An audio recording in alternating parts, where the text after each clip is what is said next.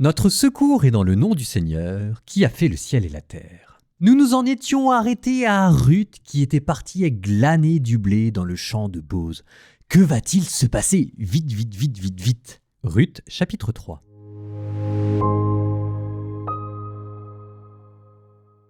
Noémie, sa belle-mère, dit à Ruth, « Ma fille, ne devrais-je pas chercher à t'établir pour que tu sois heureuse? Et maintenant, Bose, n'est-il pas notre parent, lui dont tu as suivi les servantes? Voici que cette nuit, il vanne lui-même l'orge sur l'air. Va te baigner, te parfumer et mettre ton manteau. Tu descendras sur l'air. Ne te fais pas reconnaître de l'homme avant qu'il ait fini de manger et de boire. Quand il sera couché, tu sauras où il couche. Alors va, découvre-lui les pieds et là tu te coucheras. Lui t'indiquera ce que tu devras faire. » Et Ruth lui répondit, « Tout ce que tu me dis, je le ferai. » Elle descendit sur l'air et fit tout ce que sa belle-mère lui avait ordonné. Bose mangea et but. Puis, le cœur content, il alla se coucher contre la meule. Alors Ruth s'approcha discrètement, découvrit les pieds de Bose et se coucha. Or, au milieu de la nuit, l'homme frissonna. Il se tourna pour voir, et voici qu'une femme était couchée à ses pieds. Il demanda, « Qui es-tu » Elle répondit, « C'est moi, Ruth, ta servante. Étends sur ta servante le pan de ton manteau, car c'est toi qui as droit de rachat. » Alors il dit, « Sois bénie du Seigneur, ma fille. Ce geste d'attachement est plus beau que le premier. Tu n'as pas recherché les jeunes gens, pauvres ou riches. Et maintenant, ma fille, n'aie pas peur. Tout ce que tu diras, je le ferai pour toi. Car tout le monde ici sait que tu es une femme parfaite. C'est vrai que j'ai droit de rachat. Mais il existe un plus proche parent que moi qui a droit de rachat. Passe donc la nuit ici et demain matin, s'il veut te racheter, eh bien, qu'il te rachète. Mais s'il ne le veut pas, c'est moi qui te rachèterai. Aussi vrai que le Seigneur est vivant. Reste couchée jusqu'au matin. » Elle resta donc couchée à ses pieds jusqu'au matin, mais elle se leva avant qu'on puisse reconnaître qui que ce soit. Car Bose se disait, « Il ne faut pas qu'on apprenne que cette femme est venue sur l'air. » Il lui dit alors, « Présente le châle que tu portes et tiens-le bien. » Elle le tint donc. Il mesura 6 mesures d'orge et l'aida à s'en décharger. Puis il rentra en ville. Ruth revint chez sa belle-mère qui lui demanda, « Que t'est-il arrivé, ma fille ?» Alors Ruth lui raconta tout ce que l'homme avait fait pour elle. Et elle ajouta, « Il m'a donné ces 6 mesures d'orge en me disant, « Ne rentre pas chez ta belle-mère les mains vides. » Noémie lui dit, « Reste ici, ma fille, jusqu'à ce que tu saches comment l'affaire aboutira, car cet homme n'aura de cesse qu'il n'ait conclu cette affaire aujourd'hui même. »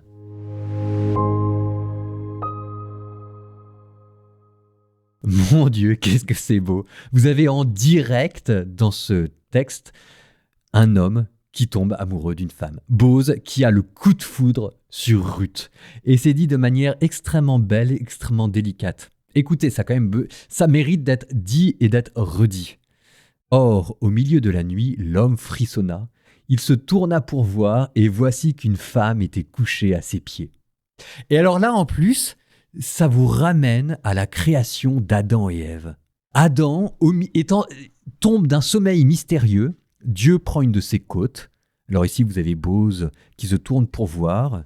Adam se réveille, il voit une femme, il l'appelle Ève. Bose se réveille, il voit une femme qui est couchée à ses pieds, au milieu de la nuit. Je vous rappelle qu'on dit au milieu de la nuit parce que la création de la femme pour l'homme est comme un mystère. Il y a quelque chose de très beau qui vous rappelle qu'à travers toute histoire d'amour, celle que vous avez peut-être eue, le jour où vous avez eu le coup de foudre pour votre mari ou pour votre femme, il y a eu un lointain écho de la création de l'homme et de la femme. C'est quand même extraordinaire. Voici qu'une femme était couchée à ses pieds. Alors, ma note de la Bible dit « Le comportement de Ruth nous fait découvrir une coutume ancienne. Le contact avec les pieds était un signe de la condition de service. Il est aussi un signe de l'amour où le corps se livre. Ce contact prépare la demande en mariage. » La femme qui est présentée comme la compagne de l'homme, l'aide dont il a besoin, l'aide complémentaire, de la même manière que l'homme est présenté ici comme celui qui protège, celui qui va donner sa vie pour sauver quelqu'un. Alors ici, donner sa vie, ça va être de manière peut-être plus prosaïque, mais c'est quand même bien de se rappeler que la vie, c'est ça aussi, qui va donner de son bien, qui va donner de son argent pour racheter un champ, et en rachetant le champ, de racheter Noémie. Alors, ce que je vous dis là, vous sentez bien qu'il ne suffit pas de grand-chose pour que ce soit interprété de manière sexiste.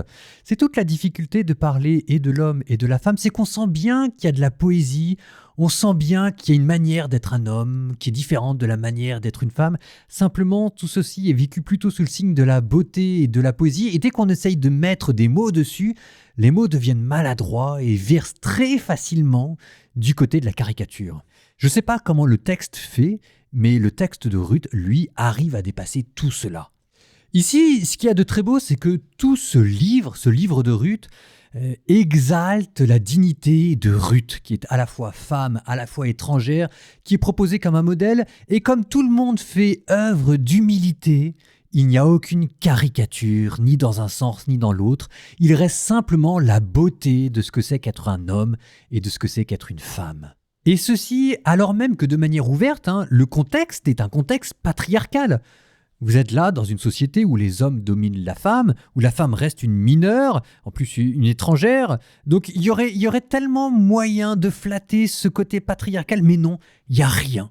Il n'y a rien, il y a juste ce sommeil mystérieux de Bose qui voit une femme à côté d'elle et qui tombe amoureux et qui se dit « pour elle, je donnerai tout mon bien pour la sortir, elle, de la misère et lui permettre d'accomplir le rêve de sa vie, susciter une descendance à son premier mari. Même pas pour lui, pour son premier mari. » Quand vous vous oubliez et que vous arrivez à avoir la beauté et la vertu de la personne qui est en face de lui et que vous vous donnez pour ça, là, les choses deviennent belles, poétiques, telles que Dieu les avait voulues. Petite interlude poétique, 2 psaumes pour rattraper notre retard, et puis après on a un petit peu de temps, on va continuer Victor Hugo. Psaume 61. Je n'ai de repos qu'en Dieu seul, mon salut vient de lui. Lui seul est mon rocher, mon salut, ma citadelle. Je suis inébranlable. Combien de temps tomberez-vous sur un homme pour l'abattre, vous tous, comme un mur qui penche, une clôture qui croule, détruire mon honneur est leur seule pensée? Ils se plaisent à mentir, des lèvres ils bénissent, au fond d'eux-mêmes ils maudissent. Je n'ai mon repos qu'en Dieu seul. Oui, mon espoir vient de lui. Lui seul est mon rocher, mon salut, ma citadelle. Je reste inébranlable. Mon salut et ma gloire se trouvent près de Dieu. Chez Dieu, mon refuge, mon rocher imprenable. Comptez sur lui en tout temps, vous le peuple. Devant lui, épanchez votre cœur. Dieu est pour nous un refuge. L'homme n'est qu'un souffle, les fils des hommes un mensonge. Sur un plateau de balance, tous ensemble, ils seraient moins qu'un souffle. N'allez pas compter sur la fraude et n'aspirez pas au profit. Si vous amassez des richesses, n'y mettez pas votre cœur. Dieu a dit une chose, 2 choses que j'ai entendues. Ceci, que la force est à Dieu, à toi Seigneur la grâce.